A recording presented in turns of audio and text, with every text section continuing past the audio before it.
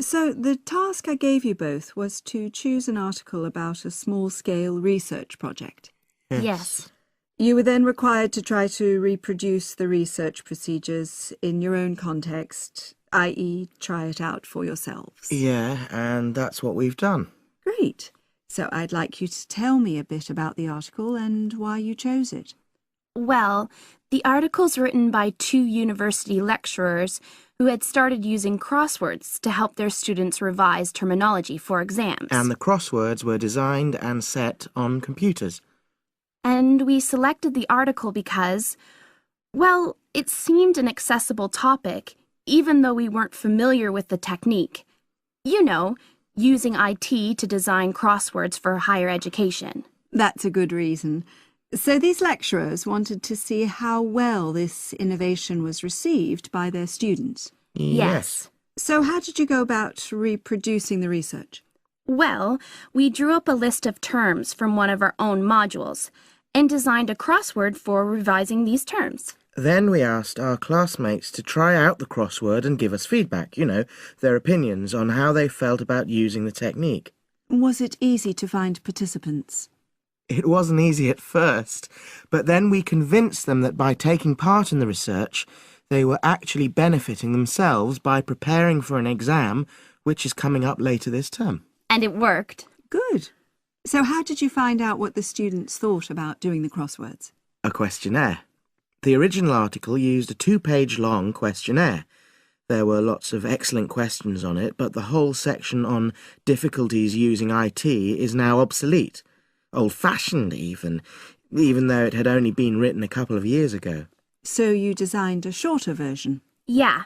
Then we sent it to the 40 students by email and got 28 replies. I was taken aback by the fact that everybody we talked to thought this was a good return.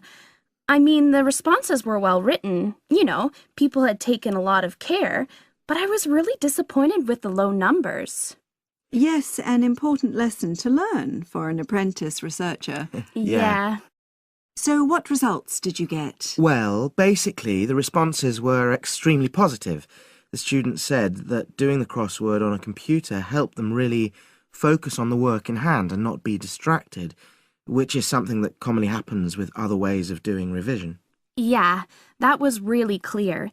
But something that struck me was that having fun hardly featured in their responses, nor did anything to do with spelling of hard words, which I thought would be an obvious benefit. No? Okay.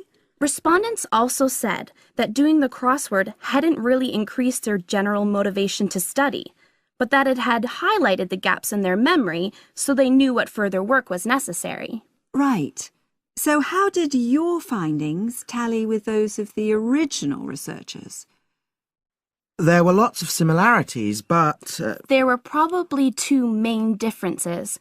We found that more males than females liked the technique, whereas the original study found the reverse. Also, our respondents said they wouldn't mind doing a crossword as a final official exam, whereas in the original study, students said they would hate doing it even if it meant having a shorter test. But of course, both sets of respondents said they'd be interested in doing more crosswords for informal purposes, revision, and so forth. Right. So let's have a think about the whole project and what you've learned from doing it. Well, it was very time-consuming. Yeah, and I don't think we managed that aspect very well. It could have been worse. I mean, we didn't have a lot of data, so we didn't have to spend ages processing it. And of course, we'd already done a course on numerical data processing, so there wasn't much new there. Yeah, that's true. Anyway, I think we designed our questions well so that they gave us manageable data.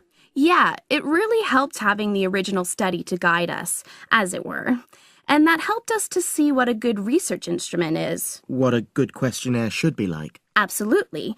We got a lot from that. But when we were writing up the project, I'm not sure whether we'll know how to acknowledge the work of the original study. Our referencing. No, that's something we'll both have to work on in the future. Actually, that part's been great.